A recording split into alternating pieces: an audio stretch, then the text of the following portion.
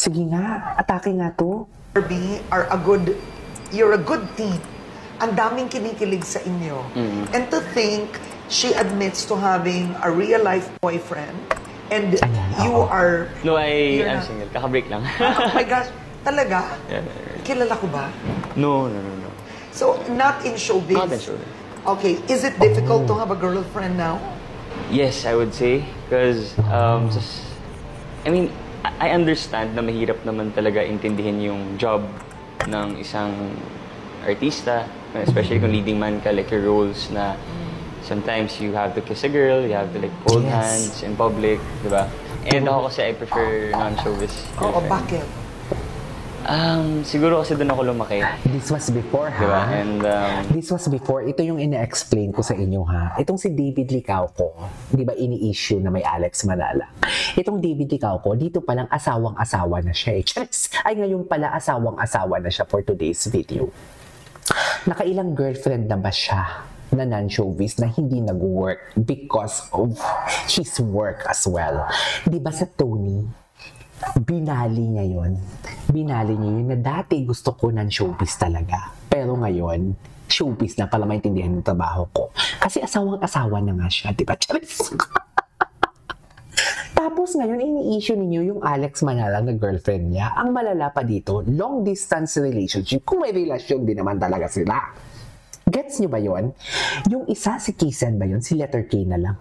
Nakakahiya naman kasi kung i-mention pa natin, di ba? Privado ang life niya na yun. Kung ang letter K na ex niya, non-showbiz at andito lang sa Pilipinas, hindi nga nag-work eh. Yung letter A pa kaya na sinasabi nila na andun sa Australia o sa labas ng bansa na LDR sila. Yung totoo, naglulukuhan ba tayo dito?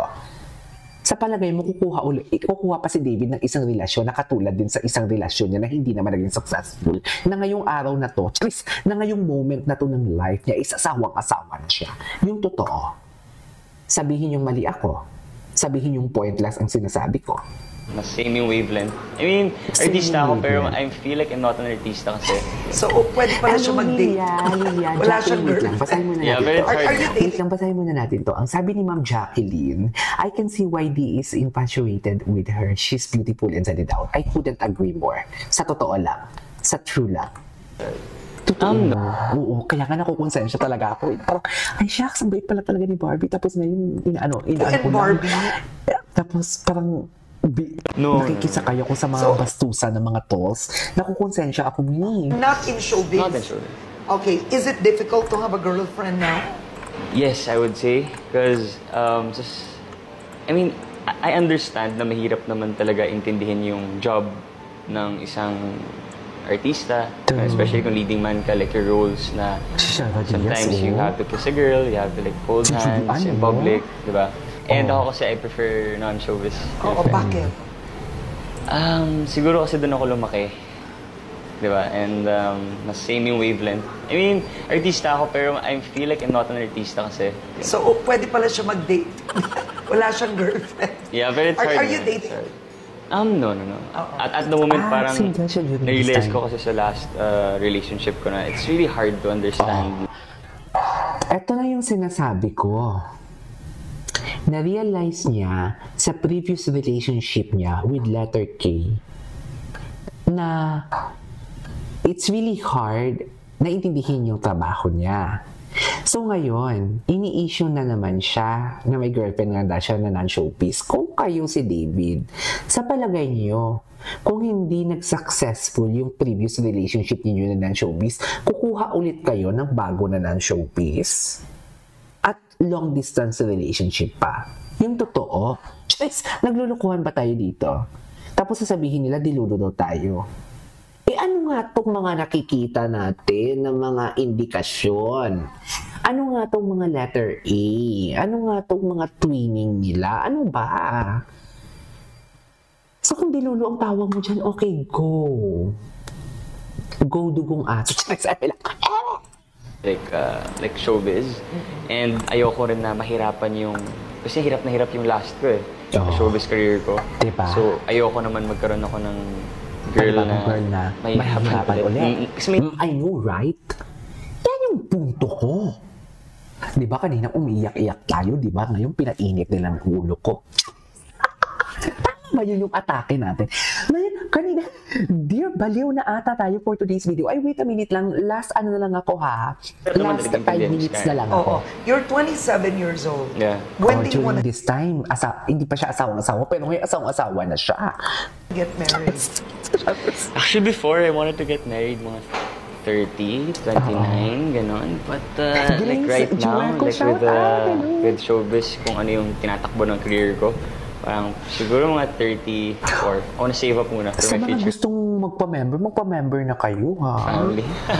After Maria Clara, what's next for you and Barbie? We have a movie. I saw some photos. Yes. So, mag-start na kayo mag-shooting next week. And we have a teleserie also coming up. Palagay mo, why is it working with you and Barbie? It's because of the people behind the camera eh. Like the directors, the writers. Kasi diba yung directors, director namin sa Maria Clara, ang ganda talaga ng shots eh. But what about your chemistry? Siguro yung dynamics lang din siguro na medyo nasa side ako ng medyo tahimik. Na medyo ganun na medyo... Parang feeling ko hindi pa talaga sila totally friends. Kasi nag-even Barbie ang kabig lang talaga sa kanya is business partner lang, di ba? Pakit ng content, tapos si Barbie na medyo... you know, like Diba? After natin nakausap si Barbie Forteza, eto. pa akong purpose. Like maybe kaya ako hindi pa kinuha ni Lord is because sila have a purpose. Ay, oo nga kasi nga na Palagay mo, what's your purpose? Ako naniniwala ko may purpose ka. napunlaan si Barbie Fortas. na gumawa ng maraming Little David and Little Barbie. Yun yung purpose doon. Yan yung dilulo. Yan yung dilulo, mami. Kung hindi mo yan naiintindihan, Chimpanot, yan yung dilulo for today's video. Diba? Yan yung sinasabi ko. Yan yung dilulo talaga for today's video. Anyways, tuloy natin to. I'd like to think na Oo. Ang pangarap mo talaga noon, maging basketball player. Ito na, Hindi ba yun natuloy dahil you got into a car accident? yes.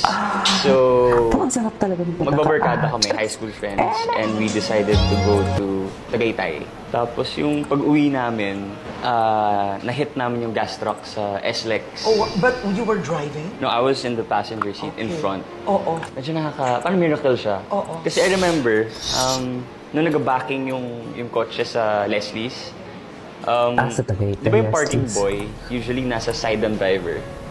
Pero for some reason, parang miracle na lang for me, na nandun siya sa side ko. Sabi niya, "Sir, seatbelt lang po ah." Sabi niya ganun. So parang natulog ako kasi I was really sleepy. And then, dun sa may toll gate, for some reason, nagising ako bigla, parang may gumising sa akin. And I remembered what that parking boy told me. Then I did. Good afternoon, Mirasol. Oh, You know, like after 10 pala minutes, doon, no? along sa may sa may Parañaque, we hit the gas truck. Yeah, so ito pala yun. yun. Miracle lang din talaga. Pero ano nangyari sa mga kasamahan niyo? We were 5, and then yung best friend ko na namatay siya. Oh, best friend? Sinong best friend kaya yun? Sino kayang best friend yun? Nakilala, ang pangarap mo talaga noon, maging basketball. Anyways, that is our for today's video. Uy, thank you so much for staying me, ha? 1 hour na din naman kasi talaga ako gumagawa. 1 hour and 32. 1 hour and 32 minutes na pala ako. Atake, di ba? Uy, thank you so much, ha? Mag-enjoy. Mag-ano kayo, magpamalandong. Tama ba yung term ko? Magpamalandong. Mag-ingat kayo ng magparami ng lahi sa amin ni Regina Amigo. Totoo.